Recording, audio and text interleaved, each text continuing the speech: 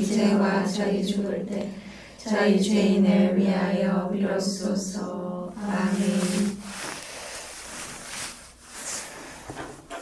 네, 오늘날부터 보도록 할게요. 오늘날 우리가 선택해야 한다면 과연 우리는 나자렛 출신의 예수, 마리아의 아들이요 하느님 아버지의 아들인 그분을 선택하게 될까요? 우리는 도대체 예수님을 알기나 하는가? 우리는 그분을 이해하고 있는가? 우리는 어제나 오늘이나 맨 처음부터 그분을 다시 제대로 알기 위해 애써야 하지 않을까? 예, 베네딕토 교황님의 이 질문들을 제가 보면서 제가 굉장히 충격에 빠졌어요. 예수님을 네가 아냐? 딱 이 물음이잖아요. 제가 가만히 이렇게 내가 좀 안다고 생각했거든요. 근데 가만히 생각하니까 교황님이 이렇게 물어보시니까 교황님이 살아서 제 눈앞에서 장신부는 예수님을 압니까? 이렇게 물어보면 제가 거기서 예, 잘합니다. 이렇게 못 하겠더라고요. 저분이 물어보면 그래서 이게 우리가 예수님을 조금 안다는 착각 속에 빠져서 살 수 있겠다. 사제나 수도자로 산다고 해서 예수님을 다 아는 게 아닌데 그냥 그렇게 산다고 잘 안다고 착각하는 그리고 이런 물음들은 교황님이 스스로에게 던지는 물음이기도 하거든요. 우리는 어제나 오늘이나 맨 처음부터 그분을 다시 제대로 알기 위해서 애써야 한다는 걸 말하고 싶은 거죠. 항상 그분은 새로운 분이라고 프란치스코 교황님도 자주 얘기하셨죠. 그분은 사실 사도 바오로의 그 성경 말씀이기도 한데 예수 그리스도는 어제도 오늘도 그리고 영원히 새로운 분이시죠. 그러니까 그 새로움을 우리가 안다고 착각하는 순간부터 새로움은 사라지는 거죠. 그냥 내가 옛날에 체험으로 혹은 배움으로 아는 그 예수님을 그냥 계속 이렇게 가지고 가는. 그분은 오늘도 새롭게 오시는데 우리가 그것을 모를 수 있죠, 그렇죠? 그래서 우리 수녀님들도 죽을 때까지 매일 새롭게 예수님을 만나고 그분을 알고 이해할 수 있는 그런 노력을 기울여야 됩니다. 그러면 매일 미사 때 복음을 들을 때마다 내가 아는 복음이라도 새로움을 또 발견할 수 있는 거죠. 사실 복음은 3년 기준으로 똑같고 또 경년으로 똑같고 사순 시기는 거의 똑같고 다 정해져 있어요. 부활 시기도 마찬가지고. 그래서 수녀님들이 이제 매일 미사하면 듣다 보면 이거에서 들었는데 다 그렇게 되죠. 강론도 듣다 보면 이제 그 내용이 그 내용 같고 그렇죠. 근데 그렇다고 해서 예수님이 그냥 그렇게 머물러 계신 분인가 아니라는 거죠. 그분은 언제나 새로운 분입니다. 우리 사제들이 강론 준비를 미흡하게 할 수 있어요. 저도 그런 부분에서는 미흡하지 않다고 말하기는 어렵죠. 한계가 있거든요. 이 복음을 묵상하는 게 강론을 준비하는 게 항상 한계가 있어요. 그러니까 예수님은 언제나 그보다 큰 분이기 때문에 짧은 시간에 하나를 탁 잡아서 이렇게 묵상거리를 전달하고 나누고 하는 그게 한계가 있는 거죠. 저는 또 유튜브에 이걸 다 올리잖아요. 똑같은 걸 할 수가 없기 때문에 강론을 이제 해야 되면 다행히 제가 본당에 안 있어서 매일 하진 않지만 하게 되면 미리 했던 걸 다 보거든요. 그럼 그것도 똑같은 건 없어요. 그런데 똑같이 안 하려면 이제 또 뭔가를 또 묵상을 해야 되는데 또 새로운 게 있더라고요. 그분의 새로움은 끝이 없습니다. 성모님도 마찬가지고. 그래서 저도 그럴 때마다 느끼죠. 아, 예수님은 정말 언제나 새로운 분이시구나. 교황님이 그 얘기를 하시는 거죠. 그 다음 본문 보겠습니다. 이 세상 그 어떤 나라도 하느님 나라가 아닙니다. 하느님 나라는 인류가 절대적으로 구원을 받은 상태를 뜻하기 때문입니다. 인간의 나라는 인간의 나라일 뿐입니다. 만일 완전한 세상을 세울 수 있다고 주장하는 사람이 있다면 그는 사탄의 사주를 받아 세상을 그의 손에 넘겨주는 것이나 다름없습니다. 2000년 그리스도교 역사 안에서 하느님 나라가 왔다고 말했던 사람들이 꽤 많아요. 이건 교부들도 있었어요. 그러니까 교부들도 시대적 한계를 벗어나지 못하기 때문에 에우세비오 같은 성인은 콘스탄티누스 황제가 이제 로마를 통일하고 평화 체제가 오니까 드디어 하느님 나라가 왔구나 이렇게 생각했어요. 그래서 이 성인은 콘스탄티누스 황제를 거의 재림 예수급으로 막 극찬을 하고 막 그렇게 했었어요.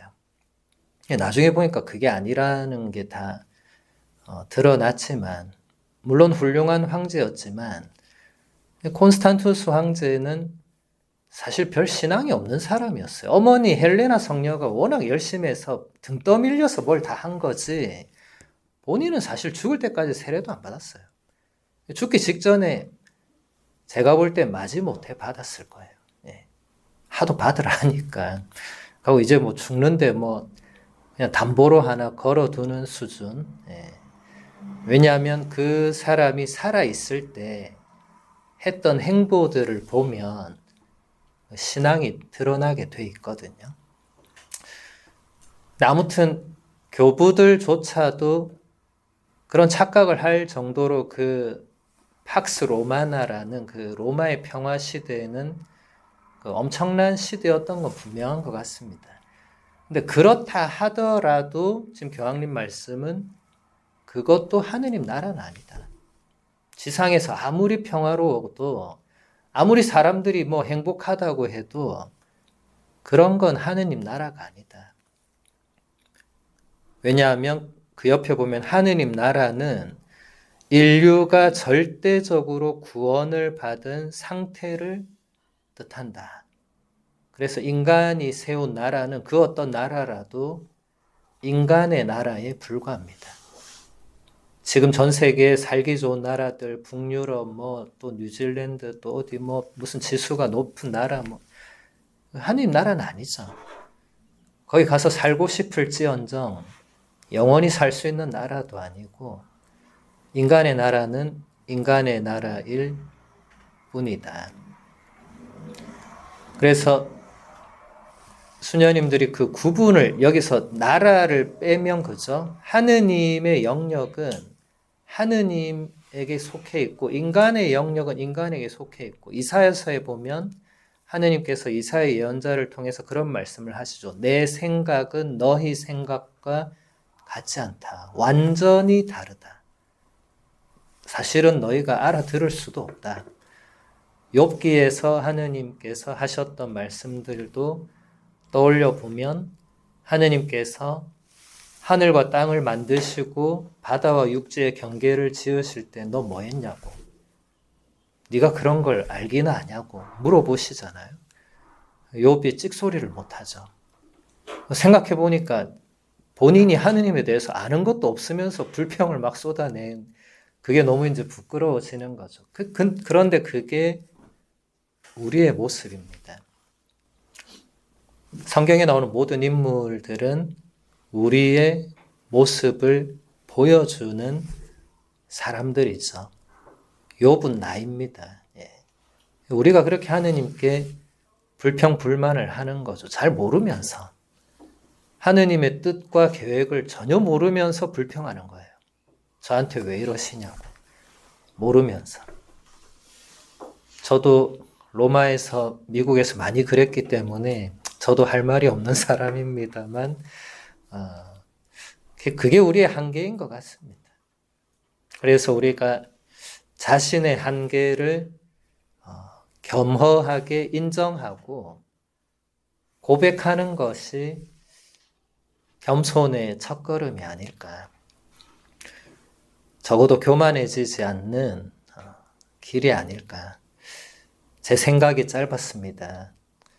제가 이거밖에 안 됩니다라고 말할 수 있는 그 용기가 겸손의 시작이 아닐까. 갈수록 그런 말 하기 어려울 거예요. 지금은 그런 말이 쉽게 나올 수 있겠지만 갈수록 수도 생활 경력이 쌓여 갈수록 혹은 높은 자리에 갈수록 장상의 자리에 앉을수록 제가 생각이 짧았습니다. 이런 말을 하기 어렵죠. 저는 그런 장상을 본 적도 없어요. 근데 그런 말을 한다고 해서 장상의 권위가 깎아지거나 저런 사람이 장상이 됐구나. 누가 그렇게 생각합니까? 저는 프란치스코 교황님을 보면서 오히려 저게 진정한 장상의 모습이다. 교황님은 그런 표현을 그냥 하셨거든요. 제가 부족했습니다. 그 유명한 일화가 있죠. 어떤 아마 일본 여성이었던 것 같은데 교황님을 이렇게 세게 잡아당겨서 교황님이 넘어지셨어요. 실제로 있었던 일입니다. 교황님이 그 여성분한테 불같이 화를 냈어요. 전 세계 언론에 다 그게 나갔죠. 그리고 교황님이 그 다음날 바로 공개 사과를 하셨죠. 제가 너무 그 순간에 생각이 짧았다고. 제가 아주 큰 잘못을 했다. 이렇게 그 여성분에게 용서를 청했죠. 제가 보니까 용서는 그 여성이 청해야 되는데 교황님이 왜 용서를 굳이 청하나. 그냥 해프닝으로 끝나도 되는데 제가 그 수준밖에 안 되는 거예요. 근데 교황님은 그렇게 함으로써 저분이 정말 진정한 지도자고 정말 겸손한 분이라는 게 드러나는 거죠. 적어도 프란치스코 교황님은 가식적으로 말하고 행동하는 것은 없었기 때문에 그건 모두가 인정하는 거기 때문에 그렇게 우리는 또 배우는 거죠. 저 자리에서도 그렇게 말할 수 있다. 왜냐하면 우리가 하느님이 아는 이상 실수할 수 있고 잘못할 수 있어요. 교황이든 장상이든 주교든 그 누구든 잘못 생각할 수도 있고 잘못 판단할 수도 있고 죄도 지을 수 있죠. 그렇죠? 그 자리가 사람을 다 지켜주거나 100% 죄를 없애주거나 그런 거 없습니다. 수도 생활 오래 한다고 죄를 안 짓거나 그런 거 없어요. 보장되어 있는 그런 거 하나도 없습니다. 오히려 수도 생활을 오래 할수록 내가 수도 생활을 오래 했는데 왜 내가 이 같은 잘못을 반복하지? 오히려 그럴 수는 있죠. 그게 가톨릭 교회 교리서도 가르치는 대로 우리가 세례성사를 받았다고 해서 우리 안에 있는 그런 인간적인 나약함이 근본적으로 다 없어지는 거 아니다. 그것은 그대로 남아있다고. 그대로. 그러니까 하느님의 은총이 우리에게 작용하고 또 장상이나 교황의 자리가 주는 은총이 있겠지만 그거랑 인간적인 나약함은 별개의 문제입니다. 수도복을 입었다고 죄를 안 짓는 게 아니란 거예요. 그게 어느 정도는 보호막이 되겠지만 그 자체로 우리가 그냥 마음 놓고 살아서는 안 되겠죠. 끊임없이 자신을 들여다보고 자신의 부족함을 말할 수 있는 용기가 필요합니다. 특히 높은 자리에 오를수록 용기가 더 필요합니다. 그냥 어린애가 잘못했어야 할 때 무슨 용기가 필요해요? 그냥 어린애들은 바로 잘못했어야 하잖아요. 그럼 바로 자동으로 용서가 되죠. 근데 크면 클수록 잘못했어요 이 말 하는 게 어렵죠. 고해성사가 어렵죠. 그게 우리가 그만큼 우리 자신의 그런 부족함이나 나약함이나 한계를 인정하고 받아들이는 게 갈수록 쉽지 않습니다. 왜냐하면 내 안에 내가 쌓아 올리는 그 자아가 있거든요. 이게 심해지면 이제 에고이즘이라고 하는, 라틴어로 에고 하면 그게 나잖아요, 나. 그게 점점 강해지면 이제 에고이스트가 되죠. 그럼 자기밖에 모르는 사람. 사제 수도자들이 그런 사람이 많다고 그래요, 통계적으로. 예. 왜냐하면 일단 결혼도 안 하고, 애도 안 낳고, 그냥 자기가 이때까지 계속 그 길을 걸어서 평생 그 길만 가는 사람들이다 보니 그럴 위험이 굉장히 큰 거죠, 사실은. 그러니까 우리가 정말 정신 차리지 않으면 어느 순간 신자들이 감당 못하는 신부수녀가 돼 있는 거예요. 가끔씩 본당에 그런 신부수녀가 오거든요. 신자들이 그냥 두 손 두 발 다 들어요.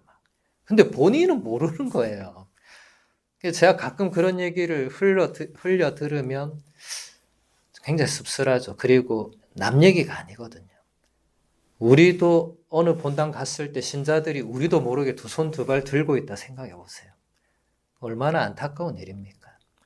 신자들이 영적 성장을 위해서 파견됐는데 신자들이 영적으로 성장하기는커녕 그 신부 수녀만 보면 이제 힘들어서 죽겠는 거예요. 그냥 안 만나고 싶고 저분이 언제 떠나나 이 생각을 하고, 그게 오늘의 현실입니다. 이제 우리가 사도직이나 소임에서 본당을 한 번은 가겠죠, 그죠? 뭐 저도 아직 안 가봤지만 가긴 가겠죠. 갔을 때 그런 일이 안 생긴다는 보장이 없죠. 그래서 우리가 자신을 지키는 이 자존감이란 것은 지켜야 되는데, 왜냐하면 자존감이 떨어지면 이제 열등감이 또 커지고, 열등감이 커지면 또 옆에 사람을 또 시기 질투하고 막, 이 사람 심리라는 게 참 묘한 것 같아요, 이게. 하루에도 우리가 수백 번씩 마음이 왔다 갔다 하잖아요. 심리학자들도 사실 심리를 맨날 연구하면서도 사람 마음을 모른다고. 우리 속담에도 10길 물속은 알아도 한 길 사람 속을 모른다고.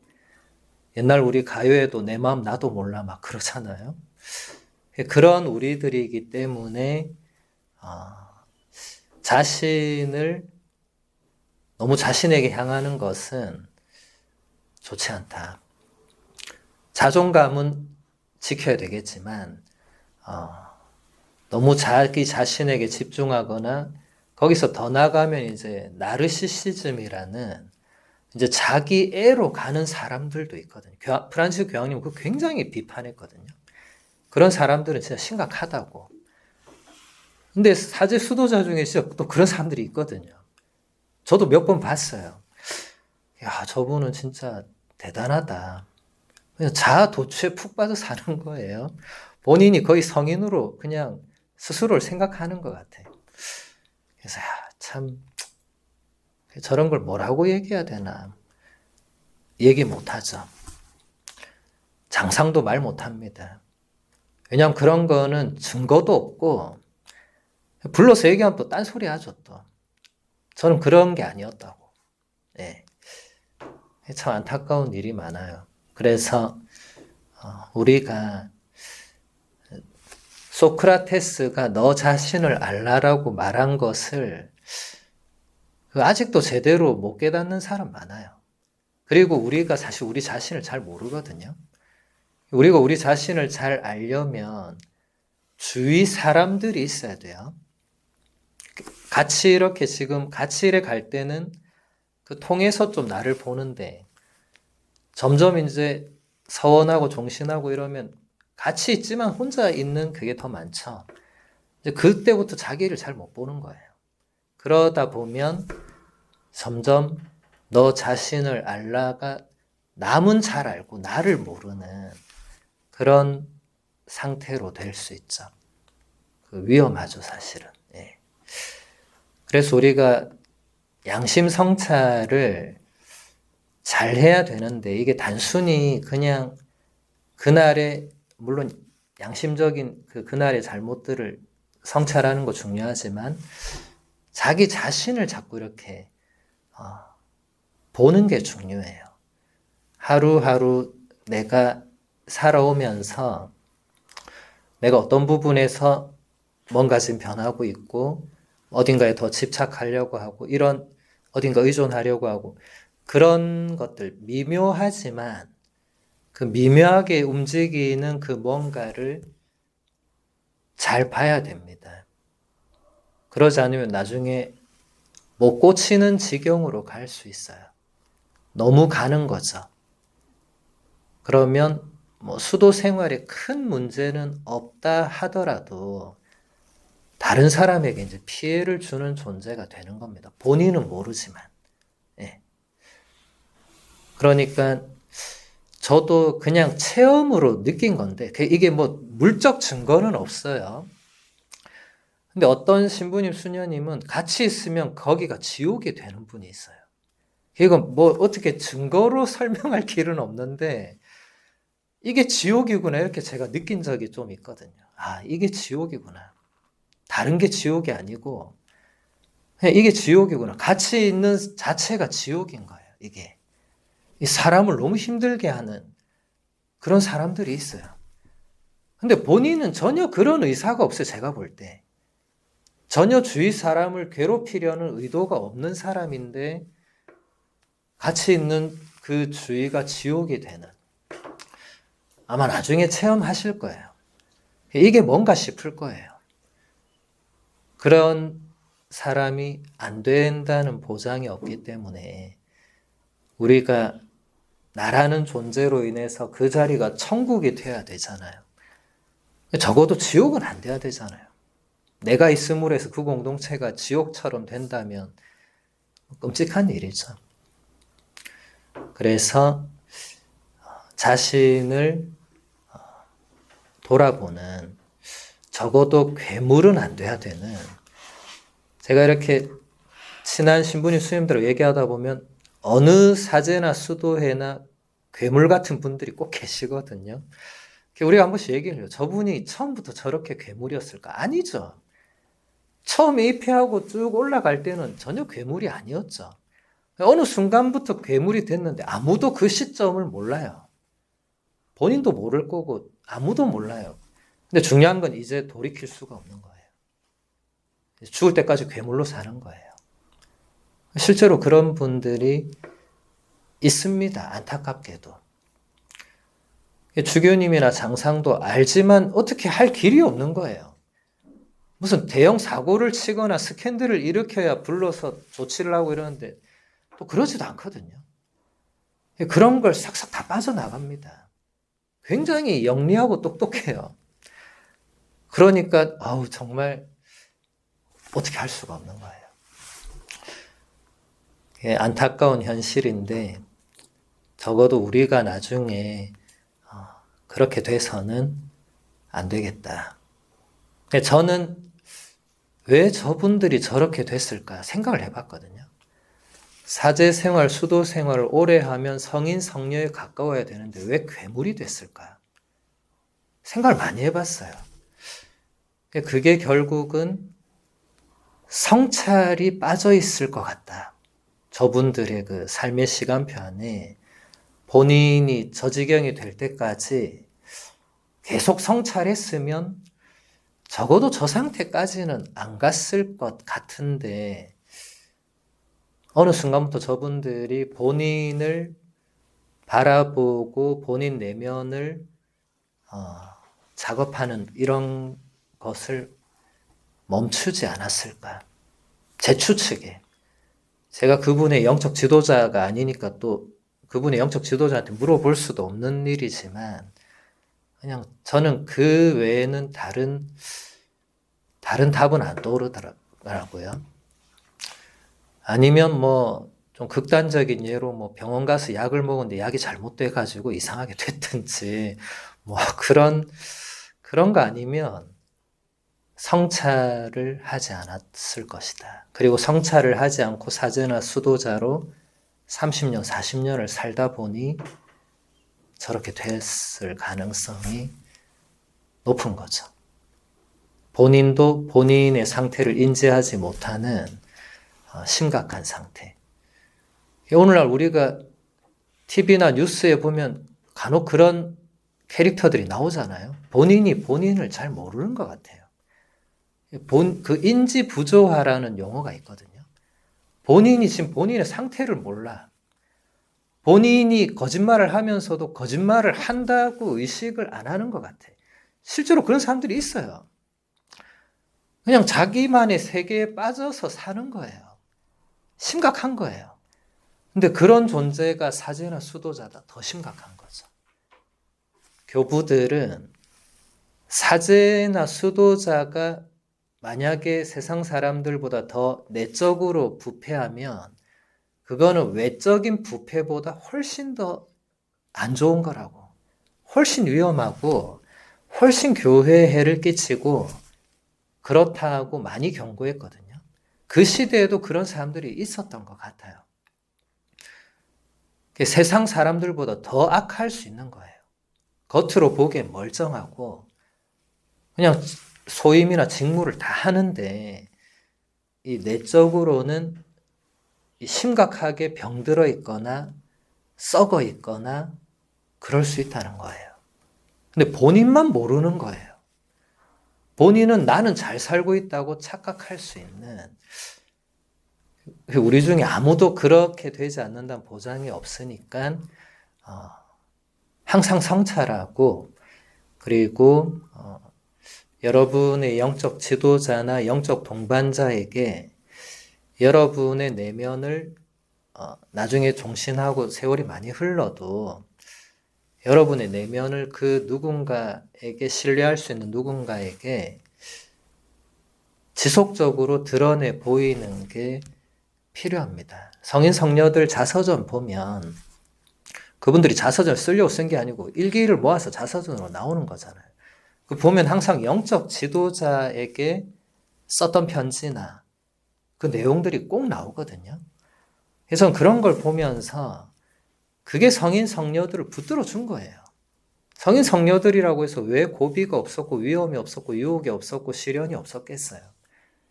그것을 하느님의 뜻대로 극복하고 이겨낼 수 있었던 것은 영적 지도자 혹은 동반자에게 자신의 그 있는 모든 것을 다 가감없이 얘기한 거죠. 그럼 영적 지도자가 또 이렇게 하면 좋겠다고 답을 해주고, 이 시스템이라 하긴 그렇지만 이게 2000년 동안 이어져 온 교회 전통이란 말이죠. 이것을 잘 유지하는 게 중요하다. 왜냐하면 그 괴물같이 된 분들이 저는 영적 지도자에게 그런 얘기 안 했을 것 같아요. 30년 넘게. 했는데 저렇게 됐으면 그 영적 지도자가 상당히 문제 있는 사람이에요. 근데 영적 지도자는 그럴 수가 없어요. 본인한테 지도를 받는 누군가가 이상하게 변해가는데 아유 너 괜찮아 그 정도면 됐어. 그런 사람은 영적 지도자가 아니죠. 그리고 교회는 그런 사람을 영적 지도자나 동반자로 임명하지 않습니다. 아무나 그런 자리에 앉히지 않죠. 그러니까 제가 볼 때는 어느 순간부터 그 시스템에서 벗어난 거죠. 어떻게 그렇게 됐는지는 알 길은 없지만 그리고 그 부분에서 더 이상 장상이 통제를 못하게 되는. 왜냐하면 그 내적인 부분은 사실 장상이라고 해서 어느 날 그냥 수녀님들한테 수녀님 그 영적 일기 가져와 보세요. 이렇게 못 하잖아요. 양성 과정 중에는 되겠지만 종신서원 하고 나면 그렇게 할 수가 없죠. 저도 신학교 때는 영적 일기 써서 다 제출했거든요. 근데 제가 소품 받고 나서 주교님이 저한테 너 일기 가져와 봐. 이렇게 한 적이 한 번도 없고 하시더라도 제가 뭐라고 하겠습니까? 주교님 제가 좀 일기 안 쓴 지 오래됐습니다. 이렇게 하면 끝나잖아요. 쓰고 있더라도 아유 안 쓰고 있습니다 하거나 아유 로마에서 놔두고 왔네요. 뭐 이렇게 한마디 하면 주교님 뭐라고 하겠어요.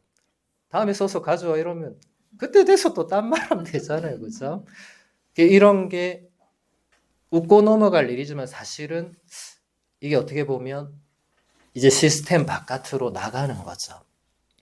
주교님도 일일이 우리한테 이래라 저래라 못하는 거죠. 알아서 해야 되는데 알아서 하는 여기에 반드시 또 허점과 사각지대들이 있거든요. 그리고 악마는 그런 틈을 반드시 파고 들어옵니다. 반드시. 네. 여러분 끝기도 때 그 성경 속에서 그런 말이 나오잖아요. 악마는 항상 틈을 노리고 있다고. 항상. 우리가 잠깐 뭐 이 정도 괜찮겠지 할 때 그 틈으로 들어오는 거예요. 그 틈으로. 악마는 절대로 수녀님들이 보고 기겁하는 모습으로 오지 않습니다. 악마는 이 정도면 괜찮겠지 할 때 옆에서 딱 한 장구 칩니다. 괜찮다고. 그 정도 괜찮다. 그러면 수녀님들이 그래 뭐 이 정도는 뭐 옆에 딴 수녀님 보니까 나보다 더한데 난 이 정도면 뭐 이게 넘어간 거죠 사실은. 그때부터는 통제 안 받는 거죠. 그냥 내가 다 정하는 거예요. 이 정도 괜찮다고. 내가 그걸 정하는 거죠. 위험하죠. 내가 그게 괜찮은지 안 괜찮은지 어떻게 합니까? 그걸 사실 위에서 봐줘야죠. 혹은 동반하는 사람들이 그거 아닌 것 같은데 라고 해줘야 되겠죠. 그래서 앞으로도 수녀님들이 종신을 하고 난 이후에도 제가 여기 우리 예수성심 정교 수녀회는 시스템을 잘 모르겠는데 보통 종신하고 나면 그런 게 좀 많이 옅어지는 것 같아요. 제가 수녀님들하고 얘기를 해도 종신 이후부터는 뭐 알아서 합니다. 보통은 그런 것 같아요. 여러 수도회들 보면 종신 이후까지도 맨투맨으로 이분하고 이렇게 하라고 그 정도까지는 잘 안 하는 것 같아요. 그래서 그때부터는 각자가 이 내면의 이 여정을 이렇게 걸어가야 되는데 사실 우린 혼자서는 이렇게 탄탄하게 걷기가 힘들거든요. 왜냐하면 중간중간에 뭐 뜻밖의 일이나 뭔가를 영적인 어떤 시련이나 뭐 돌발상 뭐 이런 예측 못하는 일들이 항상 있어요. 그럴 때 누군가에게 얘기를 할 수밖에 없죠. 그럴 때 좀 수녀님들이 좀 믿고 의지할 수 있는 사제나 수도자를 꼭 만나서 혹은 안 만나더라도 뭐 요즘은 다 전달할 수 있는 루트가 있으니까 그렇게 좀 동반이 가능한 누군가가 있어야 됩니다. 그게 없으면 안 돼요. 혼자서 가보겠다. 용기는 가상하지만 그거는 위험합니다. 많이. 예. 그래서 동료 수녀님들도 물론 있겠지만 좀 더 선배들 중에서 좀 영적인 지도나 동반을 좀 지속적으로 해줄 수 있는 자주 이렇게 뭐 만날 필요는 없고요. 그냥 편지든 뭐 어떤 형태든 좀 정기적으로 본인의 내면을 이렇게 전달할 수 있는 그러면 그분이 보게 되잖아요. 계속 지금 이분 상태가 이렇게 가고 있구나. 그리고 내가 못 보는 뭔가를 그분이 볼 수도 있으니까 그런 게 필요한 것 같아요. 오늘날에 그런 게 많이 약해진 느낌을 받고 있고 우리 교구사제단도 마찬가지입니다. 교구사제단도 사실 서품 받은 이후로는 이런 시스템이 작동을 안 해요. 알아서 해야 되거든요. 알아서 하는 이게 위험 요소가 있더라고요. 알아서 잘하면 다행인데 알아서 잘 못하거나 안 하게 될 경우에 문제가 커지는 거죠. 그래서 수녀님들은 종신을 하고 난 이후에도 누가 안 시키더라도 믿을 만한 그리고 내가 뭔가 이렇게 내 얘기를 해도 괜찮을 만한 그런 분들을 한 분 정도, 한 분 이상은 모시고 같이 이 여정을 가는 게 좋으실 것 같습니다. 네. 이거는 숙제는 아니고 그렇게 하면 좋을 것이다. 안 했을 때 그 결과를 생각해 보면 그래도 하는 게 좋지 않을까. 성인 성녀들이 다 그렇게 했으니까 우리도 그분들의 모범을 본받아서 그렇게 하자는 거죠. 그 다음 본문 보겠습니다. 예수님은 세상의 평화도 모두가 잘 살 수 있는 복지와 번영도 좀 더 살기 좋은 세상도 가져다 주지 않으셨습니다. 그렇다면 예수님은 도대체 우리에게 무엇을 가져다 주셨는가? 그 답은 하느님입니다. 예수님은 하느님을 모셔왔습니다. 처음에는 아브라함에서 시작해서 모세와 예언자들을 거쳐 지혜 문학에 이르기까지 천천히 그 얼굴을 보여주신 하느님, 이스라엘에게만 얼굴을 보여주신 하느님, 그 외 민족들 가운데서는 비록 흐려진 모습일망정 공경을 받은 하느님, 바로 이 아브라함의 하느님, 이삭의 하느님, 야곱의 하느님, 참되신 하느님을 이 세상 사람들에게 모셔왔습니다. 교황님은 이 책을 쓰신 여러 동기 중에서 이 부분을 저는 굉장히 교황님이 정말 이것을 말하고 싶었구나라고 느낀 단락이 이 부분이거든요. 왜냐하면 많은 사람들이 하는 얘기예요. 예수님이 왔다 갔는데 세상에 바뀐 게 도대체 뭐가 있냐. 이 첫 줄이 그대로예요. 예수님이 왔다 갔는데 세상의 평화, 모두가 잘 살 수 있는 복지와 번영, 좀 더 살기 좋은 세상으로 됐느냐? 안 됐습니다. 그러니까 사람들이 아니 인류의 구세주가 왔다 갔으면 이런 게 돼야 되는 거 아니냐? 안 됐습니다. 그래서 많은 사람들이 예수님을 안 받아들이는 이유들도 여기에 많이 포함되죠. 베네딕토 교황님은 그런 근본적인 회의주의자와 무신론자들의 질문에 답하고 싶었던 거죠. 예수님이 왜 왔는가? 예수님이 오셔서 우리에게 정말 주시고 간 건 도대체 무엇인가? 그것은 바로 하느님이란 겁니다. 예수님은 복지, 번영, 평화 이런 거 주러 오신 분이 애시당초 아니었다는 거예요. 그게 사람들이 완전히 잘못 알고 있다는 거예요.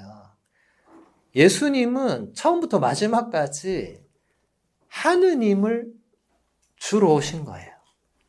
그분 자신이 하느님과 본질이 같은 분이시고 그걸 위해서 오신 거예요. 다른 거 주러 오신 게 아니라는 겁니다. 여러분들도 이걸 분명히 아셔야 돼요. 예수님이 왔다 가서 세상이 안 바뀌었는데 세상을 바꾸러 오신 게 아니고 예수님은 하느님을 모시고 온 분입니다. 예수님 이전과 이후에 정말 가장 크게 달라진 것은 예수님 이전에는 세상이 이렇게 하느님을 알지 못했습니다. 교황님 지금 그걸 설명하는 거예요. 예수님 이전에는 아브라함과 모세와 예언자 지혜문학 이스라엘에게 그리고 그 외 민족들 가운데에는 흐려진 모습으로 그냥 공경받던 그런 존재에 불과했던 하느님을 예수님이 오셔서 보여주시고 알려주시고 가르쳐주시고 이제 제자들에게 온 세상에 가서 이것을 전하라고 하시면서 하느님이 온 세상에 전파되는 거죠. 2000년 그리스도교 역사는 그 역사입니다. 바꿔 말하면 전교의 역사죠. 선교의 역사입니다. 그래서 프란치스코 교황님이 우리 교회를 다른 말로 하면 전교하는 사람, 신앙인은 다른 말로 하면 선교하는 사람. 제가 지난번 강론 때 인용한 교황님 말씀이 바로 그 맥락이죠. 우린 죽을 때까지 하느님을 다른 사람들, 세상에 전해야 되는, 선포해야 되는 사명을 받았습니다. 수녀님들이 예수 성심을 전하는 그 같은 말이죠. 예수님의 성심이 하느님의 마음이잖아요. 같은 거죠. 그걸 전해야 됩니다. 죽을 때까지. 우리는 그 사명에서 그 누구도 제외되어 있지 않습니다. 어떻게 하면 한 명에게라도, 단 한 사람에게라도 하느님을 전할 수 있을까를 고민해야죠. 비록 사도직이 외적인 게 아니더라도 수아데리사 성녀처럼 한 번도 그 수녀 밖을 안 나가더라도 선교할 수 있죠. 수아데리사 성녀가 그걸 잘 보여줬죠. 그래서 수아데리사 성녀가 포교 사업의 수호자가 됐죠. 한 번도 밖을 안 나갔는데, 그분은 외부인을 한 번도 만난 적도 없는데 선교의 수호자가 됐어요. 이게 어떻게 가능합니까? 그런 지향으로 모든 일을 하시면 그렇게 되죠. 수아데리사 성녀는 그 예수님의 성심과도 연결된 분이죠. 소속은 가르멜이었지만 그분은 교회의 심장에 그 사랑이 있다는 걸 깨달았죠. 그리고 그게 예수님의 그 성심에서 불타오르는 그걸 또 보시죠. 그리고 평생 저는 그것을 전하겠다고 서약을 하죠, 예수님한테. 그리고는 뭐 했어요? 설거지하고 청소하고 빨래하고 바느질하고. 10년 내내 그거 하다 돌아가셨어요. 그런데 그게 선교가 되는 겁니다. 그래서 우리 수녀님들도 외적인 활동의 사도직을 많이 안 하시더라도 예수님의 성심을 얼마든지 전할 수 있습니다. 그 외적으로 또 실제로 파견되면 더 전할 기회가 있고, 네. 우리에게 어떤 사도직이나 소임이 맡겨지더라도 우리가 그 본질적 사명을 잊지 않고 있는 한 전할 수 있습니다. 그래서 오해하시면 안 됩니다. 아니 내가 전해야 되는데 왜 장상은 나를 자꾸 이런 데 보내나 라고 생각하시면 곤란합니다. 아무리 오지로 보내고 아무리 사람 없는 데로 보내도 우리는 예수님의 성심을 세상에 전할 수 있습니다. 나중에 오지에 가시면 꼭 오늘 제가 드렸던 말씀을 기억하셔서 거기서 장상을 원망하면서 살지 마시고 거기서도 예수님의 성심을 전하면서 살아가시기를 바랍니다. 계속 본문 볼게요. 예수님은 하느님을 모셔왔습니다. 이제 우리는 하느님의 모습을 알아보며 하느님을 불러 모실 수 있습니다. 이제 우리는 이 세상에서 인간으로서 걸어야 할 길에 어떻게 접어들어야 하는지 알게 되었습니다. 예수님은 하느님을 모셔왔습니다. 동시에 우리의 최종 목표와 최초의 기원에 대한 진리를 가져다 주셨습니다. 믿음과 희망과 사랑을 가져다 주셨습니다. 우리는 마음이 너무 완고하기 때문에 이 모든 것이 너무 약소하다고 생각합니다.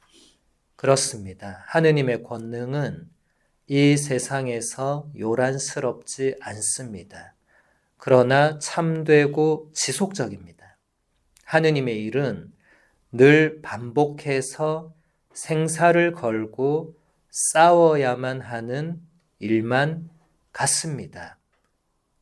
그러나 계속 이어서 볼게요. 그러나 하느님의 일은 언제나 본래부터 굳건하며 구원을 가져다 준다는 사실이 끝내 실제로 증명됩니다. 사탄이 그때 주님에게 보여주었던 세상의 나라들은 그동안 다 망해버렸습니다. 그 영광도 한낱 헛개비에 지나지 않는 것으로 판명되었습니다. 그러나 그리스도의 영광, 겸손하고 언제나 고난을 감수할 준비가 되어 있는 그분의 사랑의 영광은 사라지지 않았고 앞으로도 사라지지 않을 것입니다. 네, 교황님은 지금 반복해서 예수님은 하느님을 모셔왔다고 계속 얘기하고 있습니다. 훌륭한 학생들은 알아차립니다. 선생님이 반복해서 말하면 이게 제일 중요한 거구나. 바로 알아들어야 됩니다.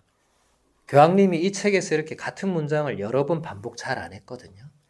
그런데 지금 예수님은 하느님을 모셔왔다는 문장은 3번 연속 반복해서 교황님이 가장 하고 싶었던 얘기가 이거구나 하고 저는 바로 알아들었습니다. 이 말씀을 하고 싶었구나. 정말로. 정말 이 혼탁한 세상에서 정말로 사람들이 예수님을 무시하고 무관심하고 믿지 않고 심지어 신자들마저도 이제 더 이상 예수님에게 의존해서 안 된다. AI로 갈아타야 된다. 이런 와중에 교황님은 예수님은 하느님을 모셔온 분이라고. 그 말을 너무나 하고 싶으셨던 것 같아요. 그래서 공식 문헌이 아닌 일반 책을 빌려서라도 내가 이 얘기는 하고 떠나야겠다고 마음을 먹으신 것 같아요. 정말 특별한 분입니다. 교황으로서 이런 책을 쓴다는 자체도 참 놀랍지만 전달하시려는 메시지는 너무 간결하고 단순하고 그냥 들으면 아니 그거 다 아는 거 아니야? 이런 내용이잖아요. 사실은 지금. 이거 지금 모르는 사람은 없어요. 그런데 교황님이 왜 이렇게까지 말씀하실까? 우리가 이것을 얼마나 의식하고 얼마나 이 진리를 품고 이 혼탁한 세상을 헤쳐나가려 하고 있는가를 생각해보게 해주는, 사실 진리는 단순하거든요. 복잡하면 할수록 진리와 멀어지고 있다는 증거라고 프란치스코 교황님도 자주 얘기했어요. 회의 오래 하지 말라고. 특히 수도자들 그 회의 오래 하지 말라고. 머리 아프지 않냐고. 자꾸 복잡하면 그건 진리로부터 멀어진다고. 그런 얘기를 수녀님들, 수도의 장상들 만나면 많이 하셨어요. 프란치스코 교황님이. 단순해지라고. 더 단순하게 다가가라고. 그게 진리고 진리는 예수님이니까 그게 예수님이 원하시는 방향이라고. 복잡하게 막 탁상에서 몇 시간을 회의하고 그런 거 뭐 필요하면 해야 되겠지만 그런 게 진리에 근접하는 길이 아닐 수 있는 거죠. 수녀님들 잘 알아들으셔야 됩니다. 회의를 하지 마라가 아니고 회의를 하면서 자꾸 이게 복잡하게 가면 이게 뭔가 지금 우리가 하느님 원하시는 방향이 아닌 쪽으로 가고 있는 게 아닌가라는 물음을 던져야 된다는 거죠. 회의는 해야 됩니다. 회의 많이 하면 회의론자가 된다는 이런 말이 있기는 하지만 그래도 회의는 해야 돼요. 무슨 일을 할 때 회의를 안 하면 안 됩니다. 왜 안 됩니까? 안 하면 한 명이 결정하거든요. 그러면 이제 독재자처럼 될 수밖에 없어요. 그러니까 회의를 해서 여러 사람이 우리 수도회가 앞으로 이렇게 가야 된다. 혹은 이번에 이 일은 이렇게 가야 된다. 여러 사람이 얘기를 하고 그리고 그것을 장상이 또 핵심적인 분들과 같이 또 그 의견을 가지고 회의를 해야 됩니다. 회의는 해야 됩니다. 그런데 복잡하게 가느냐, 단순하게 가느냐, 그리고 하느님의 뜻이 어디 있느냐를 끊임없이 기도 중에 물어야 되겠죠. 교황님은 예수님은 하느님을 모셔왔다는 이 간결한 진리를 계속 얘기하시면서 우리가 마음이 완고해서 이런 것들을 굉장히 그냥 아무렇지 않은 것으로 여긴다고. 지금도 그렇습니다. 하느님이 하시는 그 방식은 드러나지 않고 요란하지 않다 보니까 사람들이 잘 모르죠. 겨자씨를 심었는데 이게 점점 자라나는 것을 예수님이 하느님 나라의 비유를 들었는데 예수님이 그때 뭐라고 하셨어요? 사람들은 모른다고. 이게 점점 자라나고 해서 모르다가 어느 날 보니까 정말 그 상상할 수 없이 큰 나무가 되어 있는 그게 하느님의 방식이거든요. 하느님이 일하시는 방식은 우리가 모릅니다. 그분은 우리 안에서도 일하시고 우리 수도 공동체 안에서도 일하시고 세상 곳곳에서 일하시는데 우리가 잘 몰라요. 모르지만 그분은 일하고 계십니다. 그래서 우리도 일해야 됩니다. 예수님도 그 얘기 하시잖아요. 예수님도 내 아버지께서 계속 일하고 계시기 때문에 나도 계속 일해야 된다고. 그러면 예수님 제자인 우리는 어떻습니까? 우리는 더 그래야 되죠. 우리는 적어도 예수님보다 더 일해야 되지 않겠어요? 예수님께서 요한복음에서 그런 말씀하시죠. 너희는 너희가 생각하는 것보다 더 큰 일도 하게 될 거다. 하느님의 일을 하게 되면 이제 우리의 능력을 넘어서는 일도 우리가 때로는 할 수 있습니다. 아마 놀라실 거예요. 저도 몇 번 그런 경험을 한 적이 있습니다. 제 능력 밖의 일이 일어나더라고요. 그러면 이제 알아차려야 되죠. 아, 하느님께서 하시는구나. 그것을 내가 이렇게까지 했구나라고 착각하시면 절대로 안 됩니다. 수녀님들. 나중에 내가 이렇게까지 상당히 위험하죠. 예. 모든 영광은 하느님께 돌리라고 사도 바오로와 이냐시오 로욜라 성인이 얘기했죠. 모든 영광은 하느님께만 돌려드려야 됩니다. 그럼 저는 뭐 했습니까? 라고 할 때 루카복음서 17장에서 예수님께서 하셨던 말씀, 너는 해야 할 일을 했을 뿐이라고 말하라고. 네. 저는 합당하지 않은 종이니까 그저 해야 할 일을 했을 뿐입니다. 사도 바오로가 뭐라고 했어요? 나는 복음을 그냥 전하는데 아무 삭도 받지 않는다. 사람들이 물었겠죠. 그렇게 열심히 하는 이유가 뭐냐? 하느님께서 바오로 너한테 도대체 뭘 주시냐? 그러니까 사도 바오로가 뭐라고 했습니까? 내가 받을 상은 복음밖에 없다. 너무 말이 안 맞는 소리를 하죠. 복음을 전하면서 받을 상도 복음밖에 없다고 하는 그 말을 수녀님들이 잘 되새겨 보시면 좋겠어요. 우리가 받을 상은 복음밖에 없다. 우리는 뭐 상을 받으려고 수도생활을 하는 건 아니고, 뭐 칭찬을 받으려고 선교하는 것도 아니고, 우리가 받을 상은 나중에 하늘에 가서 하느님께 수고했다는 말 한마디 들으면 끝나는 거죠. 그렇죠? 그 말을 못 들을까 봐 걱정해야 되지. 갔을 때 그 말 들으면 이제 지상에서 우리가 했던 모든 고생들은 다 보상받는 거죠. 넘치는 보상이죠. 그래서 앞으로 수도 생활을 하실 때 힘들고 어렵고 고통스러운 순간과 소임이 주어지더라도 내가 받을 상은 복음뿐이다. 그리고 예수님의 사랑을 받는 것만으로 충분하다. 그런 마음이 드시면 좋겠습니다. 쉽지 않겠지만. 네.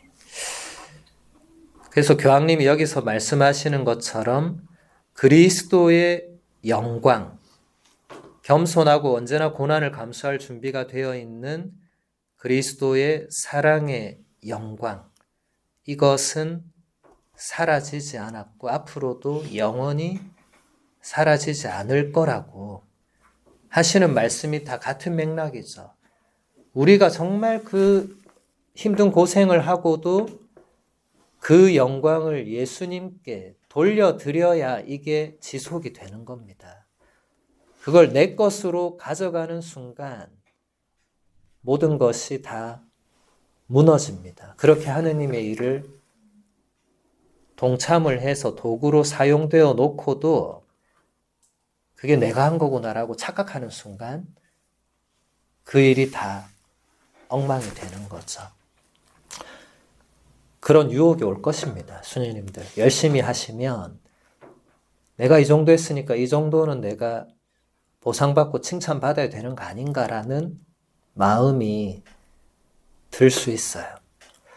그럴 때마다 사도 바오로를 꼭 기억하시면 좋겠습니다. 사도 바오로는 그런 마음이 몇백 번 들었을 거예요. 인간적으로는. 제 생각에 사도 바오로도 인간이었으니까 왜 안 들었겠어요? 그런데 편지에 보면 그런 내용이 안 나오거든요. 제가 볼 때 사도 바오로는 인간적으로는 그런 게 왔지만 매번 그 영광은 언제나 하느님께 돌려드렸던 것 같아요. 한 번도 예외 없이. 그랬으니까 그 뒤에 교부들과 중세 근대 그 이냐시오 성인에 이르기까지 그 자세를 한결같이 말할 수 있었던 거죠. 바오로가 그렇게 했기 때문에 우리도 모든 영광은 하느님께 돌려드린다. 죽을 때까지. 그걸 꼭 기억하시기 바랍니다. 그 다음 본문 보겠습니다.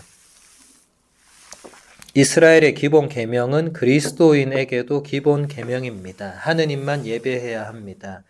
우리는 산상설교를 묵상할 때 10계명의 첫째 판에 새겨진 이 첫 계명에 무조건 예하고 따르는 것이 곧 둘째 판에 새겨진 인간을 존중하고 이웃을 사랑해야 한다는 계명에 예하고 따르는 것임을 알게 될 것입니다.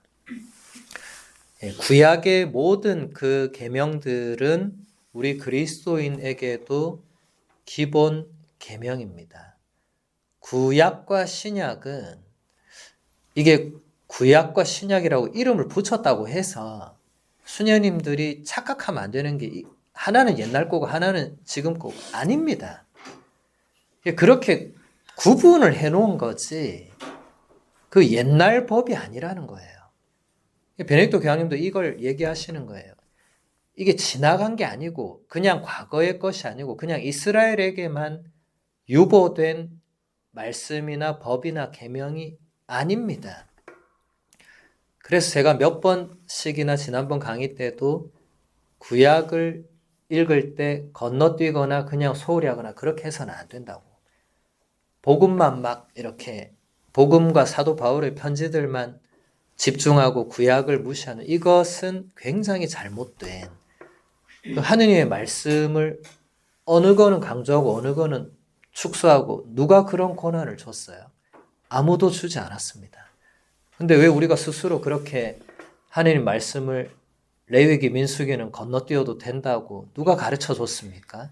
아무도 안 가르쳐 줬을 겁니다. 내가 스스로 그렇게 하는 거죠. 이 정도는 건너뛰어야 되겠다. 내가 굳이 구약의 율법을 다 알 필요가 있나? 있습니다. 알아야 됩니다. 왜냐하면 그게 예수님의 말씀이기도 하기 때문에 그렇습니다. 예수님은 로고스잖아요.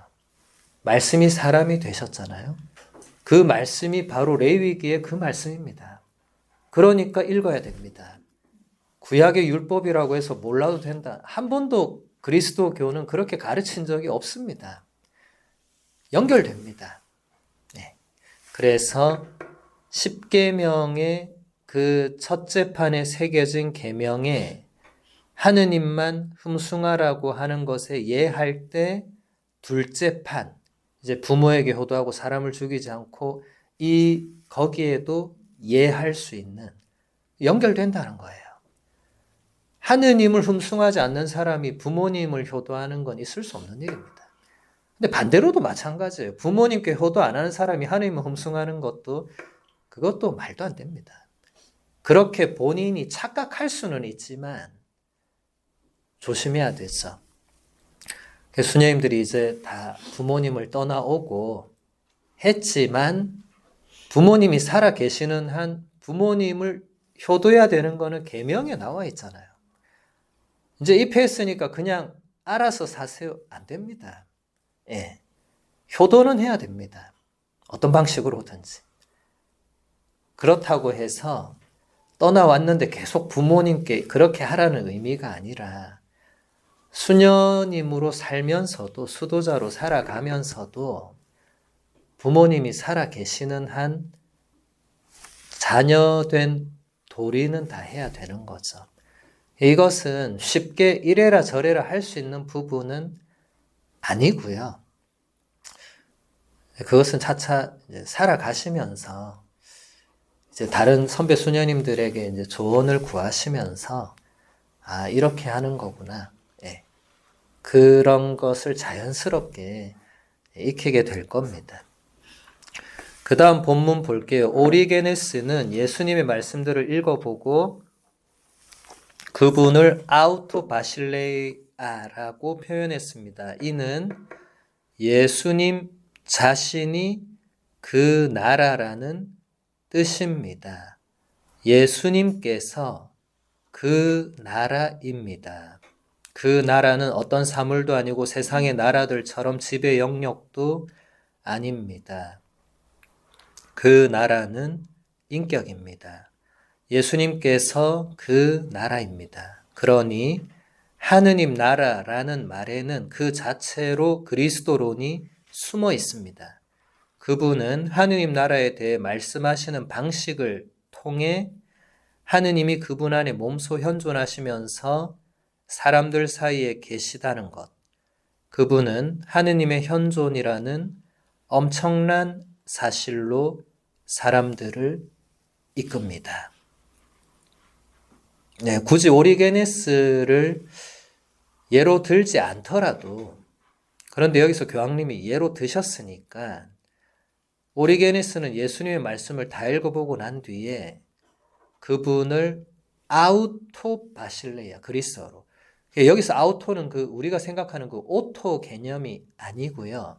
그리스어로 아우토스라는 지시 대명사입니다. 인칭 대명사. 그분입니다. 영어의 he가 되는 거예요. 그분이 곧 바실레이아는 나라거든요. 그분이 곧 그 나라구나 라고 오리게네스가 깨달았다는 거죠. 오리게네스는 앞으로 우리가 기회가 되면 뭐 또 보게 되겠지만 2000년 교회 역사 안에 그 천재들의 계보가 있거든요. 이제 사도 바오로가 1번이고요. 하느님이 가끔씩 천재를 딱 하나씩 뽑아서 그 시대를 지켜갈 수 있도록. 왜냐하면 그런 게 필요해요. 왜냐하면 너무 그런 게 없으면 이단과 사이비들이 공격할 때 지킬 사람이 없어요. 왜냐하면 이단과 사이비는 일단 똑똑하거든요. 굉장히 똑똑합니다. 그래서 서울대고 카이스트고 그 박사 의사들이 그 다 빠지는 거예요. 그러니까 똑똑한 거예요. 똑똑한 사람이 빠지면 더 똑똑한 사람이 있다는 소리잖아요. 그죠? 바보가 아닌 이상 똑똑한 사람이 왜 거기 빠져들겠어요? 그래서 제가 쭉 이렇게 공부를 해보니까 시대의 천재들을 가끔씩 이렇게 탁탁 하느님께서 뽑아서 놓는데 그 중에 이제 사도 바오로는 1세기잖아요. 2세기에는 누가 있었겠어요? 이제 이레네오나 유스티노나 이제 이런 분들이 있고, 이제 서방에는 이제 테르툴리아노라는 분이 있고, 이제 3세기에 이제 오리게네스라는 이제 동방에 이제 동방 서방에 이제 교대로 한 명씩 천재가 나와요. 그리고 이제 4세기로 가면 서방에 이제 아우구스티노라는 이제 위대한 천재가 나오죠. 그런 분들은 교황님이 지금 인용을 하는 이유는 지금도 그런 분들을 능가하는 천재들은 나오지 않았습니다.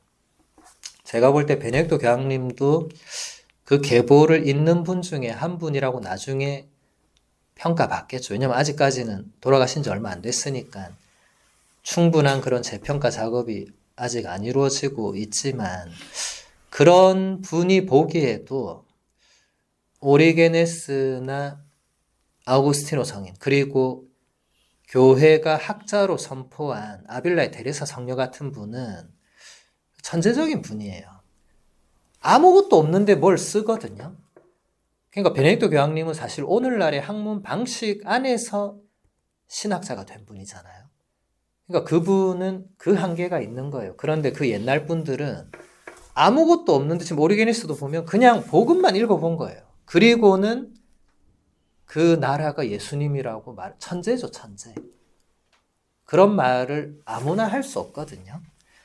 오리게네스는 그 시대의 천재였던 사람입니다. 그런데 안타깝게도 이 사상이 너무 확장되다 보니까 이제 몇 가지는 후대의 이단으로 판명이 되었는데, 근데 안타깝게도 그러다 보니까 이단으로 판명되고 일단 작품을 다 불질렀어요. 이런 게 좀 역사에 좀 아쉬운 부분 중에 하나죠. 그래서 남아있는 게 별로 없어요. 안타까운 일이죠. 그분의 작품이 좀 더 많이 남아있었더라면 왜냐하면 우리는 로마 가톨릭이잖아요. 지금 우리가 보고 있는 모든 것은 아우구스티노가 다 해놓은 거예요. 그리고 그 뒤에 몇백 년이 거의 1000년 가까이 흐르고 이제 토마스 아퀴나스란 천재가 나와서 싹 다 정리를 해요. 근데 토마스 아퀴나스는 본인이 새로 만든 건 없다고 본인이 얘기했어요. 본인이 이제 아우구스티노를 다시 정리하고 이제 거기서 아우구스티노가 전혀 사용하지 않았던 아리스토텔레스라는 고대 철학자의 그 방식을 가져와서 그게 이제 독특함이 된 거죠. 이제 우리는 그 노선에 있는데 사실은 더 올라가면 이제 오리게네스라는 이 천재적인 인물이 있었거든요. 그리고 오리게네스의 영향에서 우리는 결코 자유롭지 않습니다.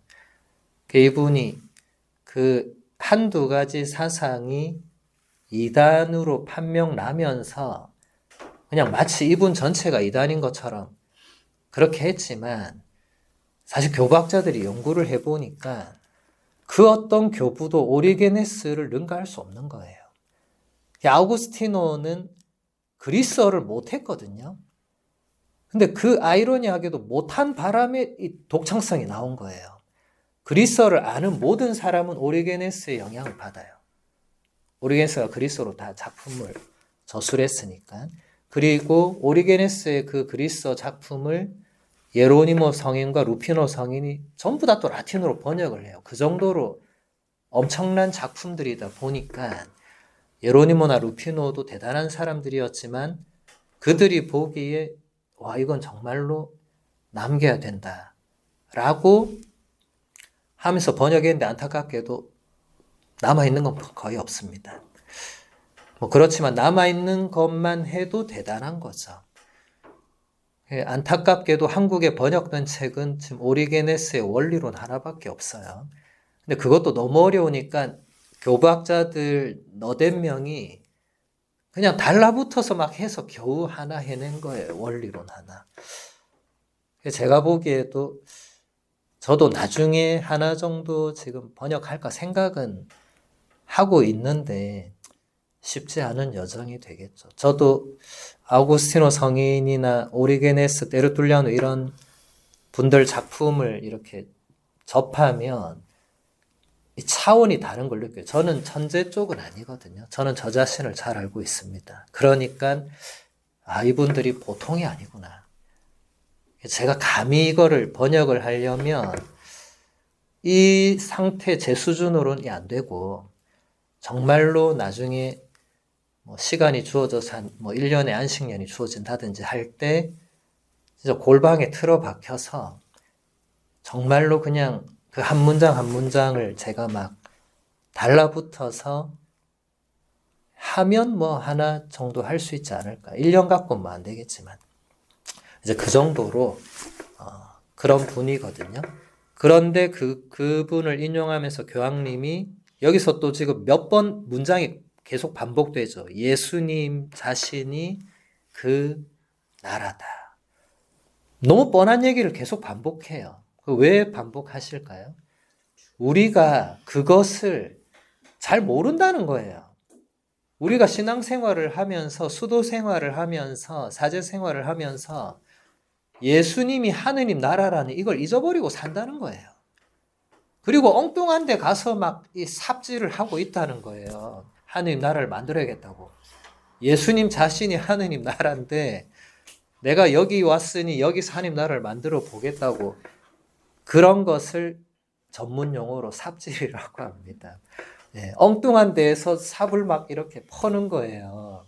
여기서 해야 될 걸 안 하고 딴 데 가서 삽질을 한다고, 저는 참 누가 만들었는지 몰라도 잘 만든 용어 같아요. 예, 삽질한다 이런 표현을 할 때, 이게 엉뚱한 데다 에너지를 쏟고 있다는 거예요. 교황님도 이걸 보신 거죠. 사람들이 하느님 나라를 제대로 알고 찾고 그 길로 가지 않고 엉뚱한 데서 하느님 나라를 만들겠다고 삽을 들고 있더라. 실제로 삽질을 하더라. 그거 아니라고 얘기하시는 거예요. 그 나라는 그 어떤 사물도 아니고 지배 영역도 아니고 그 나라는 하나의 인격이다. 라틴어로 페르소나다. 누구의 페르소나입니까? 예수님의 페르소나입니다. 그래서 모든 성사는 집전자가 그 누구든지 간에 인 페르소나 크리스티라는, 나중에 2학기에 배우게 되겠지만 라틴어로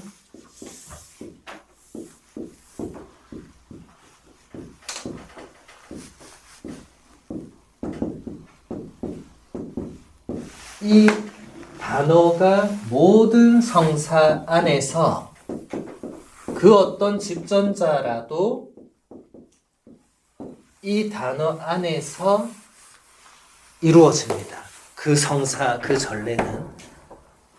그래서 그 성사의 집전자는 아우구스티노 성인의 그 훌륭한 표현을 빌리면 베드로가 세례를 주더라도, 바오로가 세례를 주더라도 집전자는 예수 그리스도이시다. 심지어 이단자가 세례를 주더라도 그 예식에 맞게 진행이 되었다면 그리스도께서 주시는 것이다. 그래서 그리스도의 인격, 이 인격이라는 표현이 좀 하느님께는 안 맞으니까, 또 예수님은 하느님과 같은 분이니까 우리가 삼위일체 할 때는 위격이라는 표현을 쓰죠. 그래서 우리가 지금까지 이어져 내려온 정식은 하나의 우나 본질, 우나 substantia, 하나의 본질, 이것은 신성으로 볼 때 하나가 되는 거죠. 그죠? 그리고 성부와 성자와 성령이라는 그 고유한 각각의 그 위격은 세 개가 되는 거죠. 이렇게 해서 삼위일체라는 생전 듣도 보도 못한 말이 나오는 겁니다. 그래서 아직도 신자들은 삼위일체가 무슨 말인지 몰라요. 이 용어는 벌써 2세기, 3세기에 테르툴리아노가 이 용어를 벌써 얘기했고, 근데 테르툴리아노는 안타깝게도 막판에 이 몬타누스라는 이단으로 빠지면서 이단이 되어버렸기 때문에 이게 별로 주목을 못 받습니다. 그리고 또 세월이 계속 흐르죠. 그리고 이제 힐라리오 성인이나 아우구스티노 성인이 삼일체론이라는 작품을 쓰면서 서방에서는 이제 이것이 점점 확립이 되고, 이제 451년에 이제 칼케돈 공의회에서 최종적으로 이 정식도 확정되고, 또 예수 그리스도 안에서 두 본성, 신성과 인성도 확정이 되죠. 그러면서 이제 모든 삼위일체론과 그리스도론과 성령론에 관한 모든 이 논쟁과 이단은 이제 칼케돈 공의회의 그 정식으로 이제 공식적으로는 끝납니다. 공식적으로. 이제 더 이상 이제 이것은 바꿀 수가 없어요. 이건 하늘이 무너져도 바꿀 수 없고요. 지구가 종말해도 바꿀 수는 없어요. 이대로 가서 우리가 하늘나라 가면 이대로 만나게 되는 겁니다. 이 용어가 이해가 안 되더라도. 그래서 그리스도의 저 인격, 그러니까 지금 베네딕토 교황님이 하느님 나라는 바로 페르소나 크리스티라고 하는 거잖아요. 그런데 우리가 성사를 우리가 참여할 때 저 인격 안에서 이루어지니까. 그럼 이게 무슨 말이죠? 결국 우리가 성사에 참여할 때 거기서 하느님 나라가 이루어지고 있는 거죠. 우리가 하느님 나라에 그때 참여를 하고 있는 거죠. 그게 바로 하느님 나라라고는 표현할 수 없죠. 왜냐하면 그래서 이게 인이 붙잖아요. 인. 여러분 이런 전치사 하나가 얼마나 큰 의미를 지니는지가 여기서 드러납니다. 교회가 이 전치사 하나하나를 얼마나 신경 쓰는지를 잘 보셔야 돼요. 인이 빠지면 성사가 하나님 나라다 이렇게 돼버리잖아요. 근데 교회는 그렇게 하지 않습니다. 그렇게 표현하면 위험할 수 있죠. 그리고 지상에서는 아까 교황님도 얘기했잖아요. 지상에서는 하느님 나라라는 것이 될 수 없는 게 그거는 완전히 온 인류가 전적으로 절대적으로 구원받은 상태여야 되는데 성사에 한번 참여했다고 그 상태가 되느냐? 아니죠. 이건 구분이 돼야 되죠. 그래서 인이 들어가서 그 안에서 우리는 하느님 나라에 참여하고 어느 정도는 맛보는 거죠. 그렇지만 100% 그것이 하느님 나라라고 말할 수는 없습니다. 그 다음 본문 보도록 할게요. 하느님 나라의 의미를 해석하는 둘째 차원은 이상주의적 또는 신비적 해석입니다. 이것은 하느님 나라를 본질적으로 인간의 내면에 자리 잡고 있는 것으로 보는 견해입니다. 이 방향의 이해도 오리게네스에서 시작되었습니다. 그는 기도에 대한 저서에서 이렇게 말합니다. 하느님 나라의 오심을 비는 사람은 의심 없이 자기 안에 모시고 있는 하느님 나라를 위해서 이 나라가 열매를 맺고 풍성해지기를 기도합니다. 모든 거룩한 사람 안에서는 하느님께서 다스리시기 때문입니다. 하느님의 주권, 하느님의 나라가 그 안에 있습니다. 그러므로 하느님이 우리 안에서 다스리시기를 바란다면, 곧 그 나라가 우리 안에 있기를 바란다면 죄가 언젠가는 죽고 말 우리 육신을 다스리는 일이 없도록 해야 할 것입니다. 그렇다면 우리 안에서는 하느님이 마치 영적 낙원에서처럼 산책을 즐기실 수 있어야 하고 그분만이 홀로 그리스도와 함께 우리를 다스리셔야 합니다. 자, 여러분 오리게네스가 얼마나 위대한 천재인지 조금 여기서 볼 수 있죠, 그렇죠? 하느님 나라가 본질적으로 인간의 내면에 자리 잡고 있다고 보는 이 시작의 출발점이 오리게네스라는 겁니다. 아우구스티노도 뒤늦게 이걸 깨달았거든요. 아우구스티노는 제가 아까도 말씀드렸지만 그리스어를 못하는 바람에 이런 것을 접하지를 못했어요. 그래서 10년 가까이 만이교란 이단에 빠져서 방황하고 참 그분도 참 기구한 운명이었는데 제가 볼 때는 그 또한 하느님의 섭리가 아니었을까. 아우구스티노가 그리스어를 어릴 때 배울 기회가 있었거든요. 그런데 공부를 열심히 안 합니다. 참 근데 그게 뒤에 이 천재의 사상을 낳은 거죠. 우리가 역사에서 한 번씩 그런 질문을 해보잖아요. 인생극장 AB처럼 만약에 그때 아우구스티노가 그리스어를 열심히 공부했으면 100% 오리게네스 작품을 접하거든요. 그랬으면 제 생각에는 물론 이제 이것은 뭐 지나간 일이지만 제 생각에는 지금 우리가 보고 있는 아우구스티노의 작품들이 안 나왔을 가능성이 높습니다. 그냥 오리게네스의 그 천재적인 작품, 오리게네스의 작품이 너무 많거든요. 지금 우리에게 전해지는 건 몇 권 안 되지만 너무 방대해서 그 당시에 도서관이 다 그 책들을 못 담아낼 정도였단 말이죠. 아우구스티노 같은 그 초특급 지성이 그런 것들을 놓쳤을 리가 없거든요. 다 읽었을 거예요. 다 읽고 물론 그 나름의 어떤 뭔가는 했겠지만 지금처럼 아우구스티노 책도 그 제자가 기록한 거에 의하면 그때 당시에만 한 2,000권이 됐다 그러죠. 그때 당시에. 오늘 같이 이런 인쇄하는 책이 아니고 양피지로 막 적어가지고 그런데 그게 막 2,000권 이게 상상이 되겠어요? 여러분 우리가 죽을 때까지 2,000권 책을 읽고 죽겠습니까? 못 읽습니다. 그런데 2,000권을 썼다고 생각을 해보세요. 그 천재는 그런 사람들이 천재입니다. 아무나 천재 소리 갖다 붙이면 안 됩니다. 어릴 때는 다 천재 소리 듣죠. 커보세요. 다 천재 아니잖아요. 그렇죠? 그러니까 그 위대함이 이런 작품들 안에서 조금 드러날 때 거기서 우리는 많은 것을 배울 수 있고 배워야 됩니다. 다시 볼게요. 인간의 내면에 하느님 나라가 있다는 이 엄청난 방향 전환이 오리게네스로부터 시작이 됐는데 그 기도론이란 책이 있거든요. 기도에 대해서 오리게네스가 쓴 책. 가톨릭 교회 교리서도 자주 인용합니다.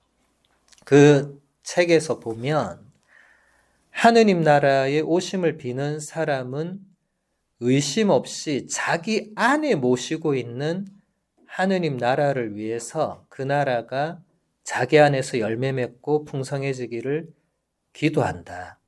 그리고 그것은 모든 거룩한 사람 안에서는 하느님이 다스리시기 때문에 그렇게 기도하는 것이고 그 의미는 결국 좀 더 쭉 내려와 보세요. 죄가 우리 육신을 다스리는 일이 없도록 하는 것.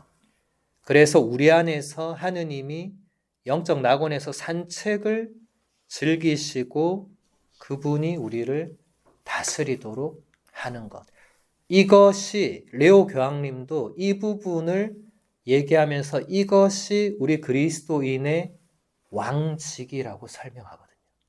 우리가 세례를 받을 때 예언직, 사제직, 왕직 세 가지 직무를 부여받는데 왕의 직무가 뭐냐? 우리가 누구를 다스리냐?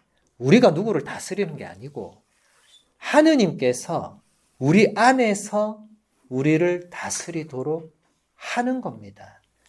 죄가 우리 육신을 지배하는 일이 없도록 하는 겁니다. 우리 수녀님들이 이게 얼마나 어려운지는 다 아실 거예요. 우리 수녀님들 중에 아무도 나는 죄가 없습니다라고 말할 수 있는 분이 없잖아요. 우리는 죄가 우리를 지배하는 게 어떤 의미인지 알고 있습니다. 그리고 이게 얼마나 힘들고 어려운 싸움이고 투쟁인지도 알고 있죠. 우리 힘만으로는 그것을 이겨낼 수 없다는 것을 알고 있습니다. 그래서 기도를 해야 된다고 지금 오리게네스가 얘기하잖아요. 그래서 우리 안에서 하느님 나라가 이루어지도록 우리는 끊임없이 기도해야 됩니다. 이미 주님의 기도에 그 지향이 나오잖아요. 아버지의 뜻이 하늘에서와 같이 땅에서도 이루어지소서 할 때 땅이 무엇이죠? 우리들입니다. 우리 내면입니다. 그러니까 주님의 기도 바칠 때 반드시 그때 눈 감고 딴 생각 하시지 마시고 그때 우리 안에서 하느님의 다스림이, 하느님의 통치가, 하느님의 뜻이 내 안에서 오늘 하루 종일 이루어지도록. 그래서 오늘 하루 동안 내가 그 어떤 유혹에도 넘어가지 않도록. 내가 그 어떤 죄에도 나의 몸과 마음을 그냥 넘겨주지 않을 수 있도록 기도하셔야 됩니다. 그 짧은 순간에도. 오리게네스가 얘기한 게 바로 이 부분입니다. 계속 볼게요. 기본적인 사상은 분명합니다. 하느님 나라는 지도상으로 어디엔가 있는 나라가 아닙니다. 그 나라는 세상의 나라와 같지 않습니다. 그 나라의 자리는 인간 내면입니다. 하느님의 나라는 거기서 성장하고 거기서부터 행동하는 힘을 발휘합니다. 네. 하느님 나라는 우리 내면에서 시작됩니다. 이것을 꼭 기억하시고 그 다음 본문 계속 볼게요. 예수님은 하느님 나라를 선포했지 여느 다른 나라를 선포하신 것이 아닙니다. 마테오는 하늘나라라는 말을 사용했습니다. 그러나 하늘이라는 말은 하느님이라는 말을 에둘러서 표현한 말입니다. 유다교에서는 십계명의 둘째 계명을 염두에 두고 하느님의 신비 앞에 경외를 표하는 뜻으로 하느님이라는 말을 사용하지 않았습니다. 따라서 하늘나라라는 말은 일방적으로 저 세상, 천국을 뜻하는 것이 아니라 바로 하느님을 이야기하는 것입니다. 하느님은 저 세상에도 계시고 이 세상에도 계십니다. 그분은 우리 세상을 무한히 초월하시는 분이며 세상에 온전히 내재하시는 분이기도 합니다. 우리 지난번에도 한번 봤었죠. 아우구스티노 성인의 고백록에서 그분은 그 비교급 최상급을 썼잖아요. 이 초월에 계시는 정도가 아니라 가장 높은 곳에, 우리가 상상할 수 없는 곳에 계시고 또 내면에 계실 때도 그 비교급 최상급을 썼죠. 우리 내면에 계시면서 가장 깊은 곳에 계신다. 이것을 아빌라의 데레사가 영혼의 성에서 7개의 궁방에서 가장 마지막 방으로 묘사한 그 방입니다. 우리 내면 가장 깊은 곳에 하느님이 계십니다. 그리고 그것을 우리가 알아차리고 그 하느님이 우리 안에서 우리 마음을, 우리 내면을 온전히 다스리도록 하시는 게 우리가 하늘나라를 지상에 세우는 일이 됩니다. 우리는 다 그 도구가 되는 거죠. 네. 시간이 다 돼서 강의 여기서 마무리하고 우리 다음 주는 강의가 없고 그죠? 이제 그 다음 주에